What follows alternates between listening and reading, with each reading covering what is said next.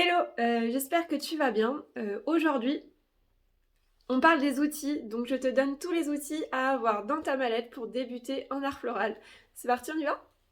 Entre art, artisanat et commerce, le Larousse définit un fleuriste comme une personne tenant un commerce de fleurs au détail. Et si en réalité, c'était bien plus que ça. Je suis Chloé Pugin. Ma mission, vous faire découvrir ou redécouvrir mon métier, mais surtout vous donner des astuces et des techniques pour fleurir votre quotidien. Ensemble, sublimons l'éphémère. Je vais commencer par te montrer les 3 outils primordiaux à avoir dans ta mallette. Donc pour commencer, le couteau, bien sûr, qui va te servir du coup à faire les biseaux. Voilà, donc ça c'est vraiment le seul outil que tu ne peux pas te passer, c'est celui-ci. Ensuite, tu as le sécateur.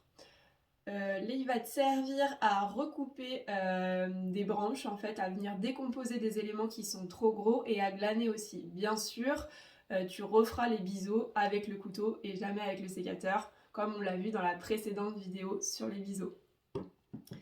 Ensuite, tu dois avoir aussi un ciseau. Ça va te servir à couper par exemple les liens, du ruban ou aussi par exemple de l'emballage. Donc c'est pas mal de l'avoir aussi. Donc vraiment, ces 3 outils-là, donc le couteau, le sécateur et le ciseau, c'est vraiment les indispensables à avoir dans ta mallette.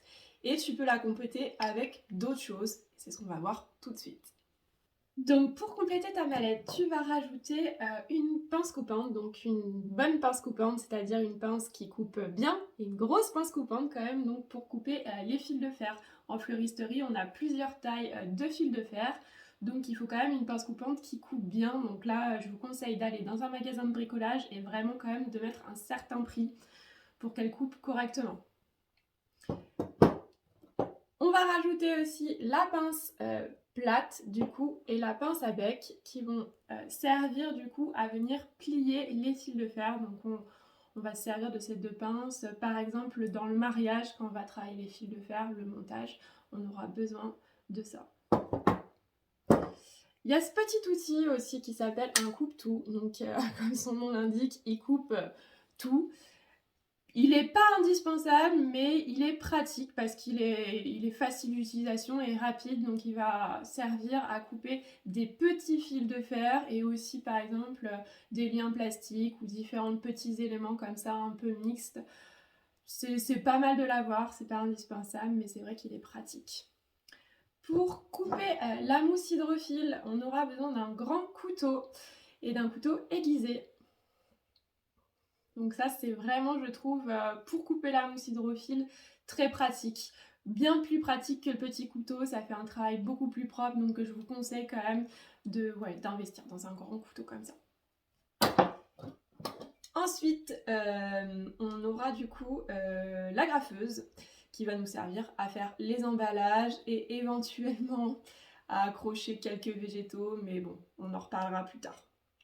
Voilà, donc ça c'était vraiment comment on pourrait dire, la base de la mallette fleuriste, donc ce que tu dois avoir. Si vraiment tu veux que ta mallette soit complète, tu peux rajouter un vaporisateur qui va servir à venir réhydrater les végétaux. On va s'en servir notamment sur le mariage, pour réhumidifier certains éléments.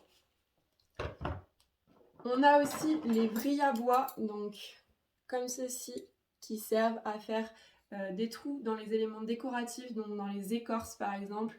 En fait, c'est une visseuse manuelle quoi en fait. Donc une visseuse c'est très bien aussi si tu as la place, c'est plus rapide. Mais c'est vrai que ces petites vrilles à bois, elles prennent pas beaucoup de place. En termes de budget, bien sûr, ça n'a rien à voir avec une visseuse. Donc c'est un bon compromis en tout cas pour les débuts, c'est pas mal. Et un briquet aussi, c'est utile, par exemple quand on va travailler le ruban, etc. Ça permet de venir chauffer un petit peu la fibre pour faire des choses propres.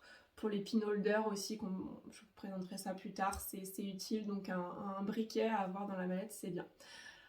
Il faudrait aussi compléter cette mallette avec des chiffons.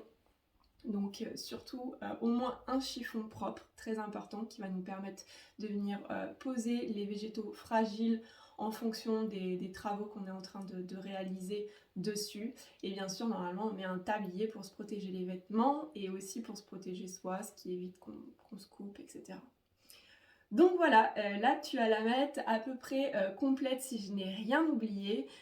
J'ai oublié de te préciser par contre que tous ces outils doivent être en parfait état de marche, donc c'est-à-dire qu'ils doivent être propres et être aiguisés. Donc je te conseille de les affûter et de les nettoyer assez régulièrement.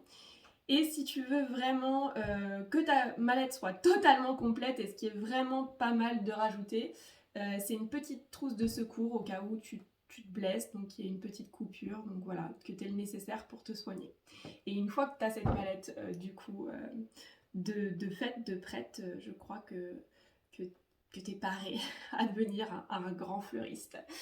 Et ben voilà, c'est tout ce que j'avais à dire sur la présentation des outils. J'espère que cette vidéo t'a plu.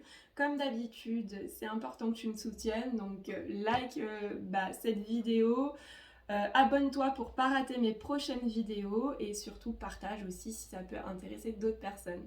Et ben merci pour ton soutien et puis à bientôt pour une nouvelle vidéo. Ensemble, sublimons l'éphémère.